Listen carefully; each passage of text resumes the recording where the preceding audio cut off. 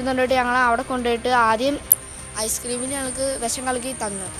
അത് ഞങ്ങൾ തിന്നില്ല. എന്നിട്ട് ടോർച്ച് എടുത്ത് ആദ്യം എൻ്റെ തലേൻ്റെ ഇങ്ങോട്ട് അടിച്ചു. അത് കഴിഞ്ഞിട്ട് എൻ്റെ അനിയത്തിയുടെ തലേൻ്റെ ഇങ്ങോട്ട് അടിച്ചു. നിങ്ങൾക്കപ്പോൾ അമ്മേനെ പേടിയായിരുന്നു? ആ, പേടിയായിരുന്നു. അപ്പം അടിക്കണത് ഇങ്ങനെ കൈയും വെച്ച് ഈ നെഞ്ചിൻ്റെ ഇങ്ങോട്ട് അടിച്ചിട്ട് ഇവിടെ ഒരു പാട് വന്ന് നടക്കണ ഫോട്ടോ എൻ്റെ കൊച്ചിൻ്റെ ഉണ്ട്. ഞാൻ ചോദിക്കട്ടെ, ഇന്നലെ ചേട്ടൻ എപ്പോഴാണ് വിവരം അറിയണത്? ഞാൻ ഇന്നലെ 3:30 ആയപ്പോഴാണ് ഇവിടെ വന്നത്. ഞാൻ മിനിങ്ങാന്ന് വൈകുന്നേരം ഇവിടെ നിന്ന് പോയിട്ട് ഇന്നലെ 3:30 തന്നെ. രാവിലെ ഒന്ന് ജസ്റ്റ് ഇവിടെ വന്ന് ഡ്രസ്സ് മാറി പോയിന്ന് മാത്രമേ ഉള്ളൂ. അതിനുശേഷം ഇന്നലെ 3:30 തന്നെ. അന്നേരമാണ് ഞാൻ അറിയുന്നത്. അത് കഴിഞ്ഞ് ഞാൻ ഈ 2 ദിവസമായിട്ട് ഉറങ്ങാത്തതുകൊണ്ട് ഞാൻ ഇന്നലെ ഇച്ചിരി നേരം കിടന്ന് ഉറങ്ങി. അത് കഴിഞ്ഞ് കഴിഞ്ഞിട്ട് ഇപ്പോഴാണ് അങ്ങോട്ട് വിളിച്ചത്. അതിനു മുമ്പ് അവർ വനിതാ സെല്ലിലേക്ക് അങ്ങോട്ടും ഇങ്ങോട്ടൊക്കെ വിളിച്ചു. അവർ പറഞ്ഞ് എന്തൊക്കെ കാര്യങ്ങൾ ചെയ്തായിരുന്നു.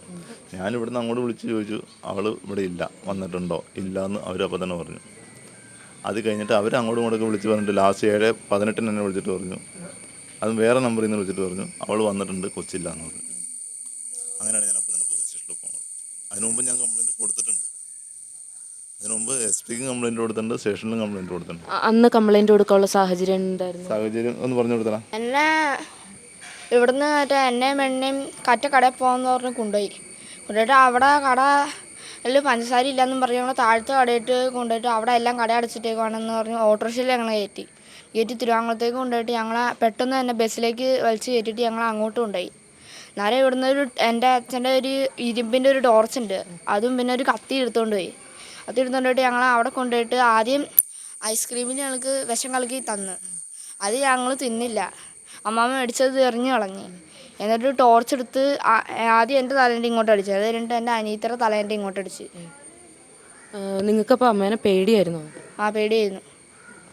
ഈ കുഞ്ഞുമോളെ ഇതല്ലാതെ വേറെ ഏതെങ്കിലും സാഹചര്യത്തിൽ ഉപദ്രവിക്കുക അങ്ങനെയൊക്കെ കണ്ടിട്ടുണ്ടോ മോൻ? ആ, ഉണ്ട്. ഇടയ്ക്കിടയ്ക്ക് ഇവളെന്തെങ്കിലും പറയുമ്പോൾ അടിക്കണത് ഇങ്ങനെ കൈയും വെച്ച് ഈ നെഞ്ചിൻ്റെ ഇങ്ങോട്ട് അടിച്ചിട്ട് ഇവിടെ ഒരു പാട് വന്ന് നടക്കണ ഫോട്ടോ എൻ്റെ കൊച്ചിൻ്റെ ഉണ്ട്. നിങ്ങളോട് സ്നേഹത്തിൽ ഒരിക്കൽ പോലും പെരുമാറാറില്ല? നിങ്ങളുടെ കാര്യങ്ങളൊക്കെ ചെയ്തു തരാറുണ്ടായിരുന്നോ? ഇടയ്ക്കിടയ്ക്ക് ചില കാര്യങ്ങളൊക്കെ ചെയ്തു തരാറുണ്ട്. ബാക്കിയെല്ലാം ഞങ്ങളെ രാവിലെ ഫുഡ് ഉണ്ടാക്കി കഴിക്കണം അവൻ തന്നെ ഫുഡ് ഉണ്ടാക്കി കഴിക്കണം. അവനും അതിനുള്ള ദോശമാവും കാര്യങ്ങളും ഞാനൊന്ന് മേടിച്ച് വെച്ചിട്ടാണ് പോകണം. എന്ന് വെച്ച് കഴിഞ്ഞാൽ അപ്പോൾ അവൻ തന്നെ ഉണ്ടാക്കി കഴിച്ചോളും. അല്ലാണ്ട് വേറെ ഉണ്ടാക്കി കഴിക്കാൻ പറ്റില്ലല്ലോ. ഈ ദോശമാവൊക്കെ ആകുമ്പോൾ അവൻ തന്നെ ഉണ്ടാക്കി കഴിച്ചോളും. അങ്ങനെ ഞാൻ ആ സാധനങ്ങളൊക്കെ മേടിച്ച് വയ്ക്കുന്നത്. ഇത് കല്യാണം കഴിഞ്ഞതിന് ശേഷം സന്തോഷകരമായ ജീവിതമായിരുന്നോ നിങ്ങൾക്ക്?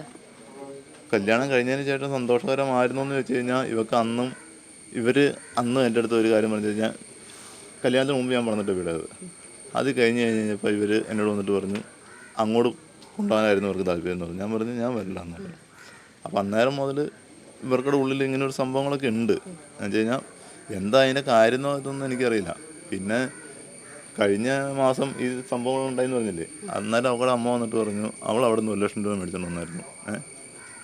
അതായത് ഈ വിഷയം ഉണ്ടാകാൻ കാരണം ഇതാണ്. അവൾ അവിടെ നിന്ന് 1,00,000 രൂപ മേടിച്ചുകൊണ്ട് വന്നു. ഇവിടെ രണ്ടാമത് കാശിന് ചെന്ന് കഴിഞ്ഞ് കഴിഞ്ഞപ്പോൾ ഇവിടെ അമ്മ ചോദിച്ചു കാശില്ലാന്ന് പറഞ്ഞു. അപ്പോൾ ഇവൾ പറഞ്ഞു അമ്മോട് കയ്യിൽ കിടന്ന വള ഊരി പണയം വെച്ച് കാശ് തരാൻ പറഞ്ഞു.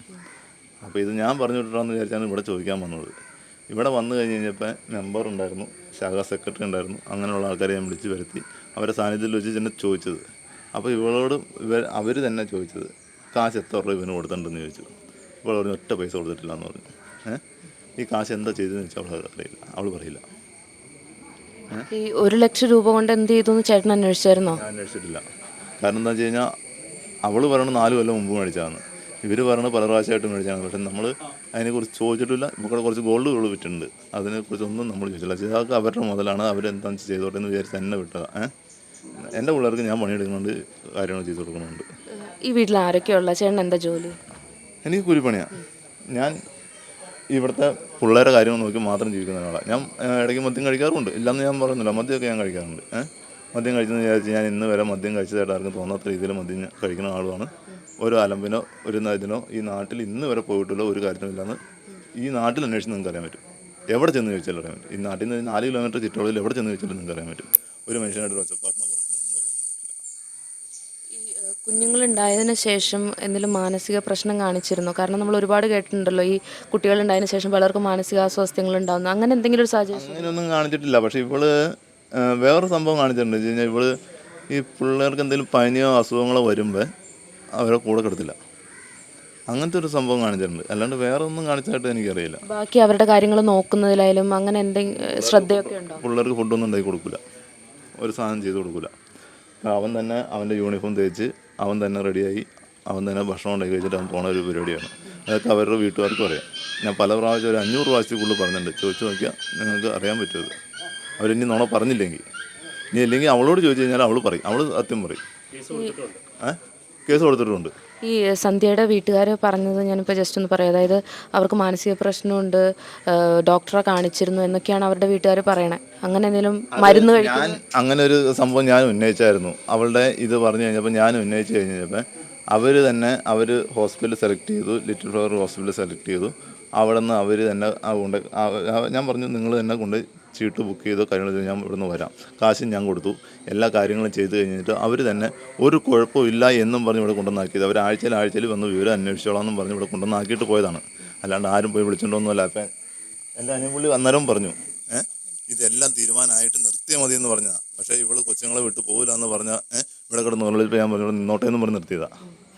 അങ്ങനെ നിർത്തിയതാണ്. അതൊക്കെ അവരോട് അല്ലെങ്കിൽ ഇനി ഞാൻ പറഞ്ഞില്ല അവർ നുണ പറയും. പക്ഷെ അവൾ ആ ഒരു ചില സമയത്ത് ആ മൈൻഡിൽ ചെയ്തതായിരിക്കാം. പക്ഷെ അവൾ സത്യം പറയും എന്നെനിക്ക് കൃത്യമായിട്ട് അറിയാം. എന്ന് വെച്ചാൽ ഞാൻ അതുവരെ അങ്ങനെ നോക്കിയാണ്. അപ്പോൾ നിങ്ങൾ ജസ്റ്റ് ഒന്ന് അവളോട് ചോദിച്ചാൽ അവൾ പറയും സത്യം. ഈസിയായിട്ട് രക്ഷപ്പെടാൻ പറ്റും. അതിന് വേണ്ടിയിട്ടാണ് അവരത് ചെയ്യണത്.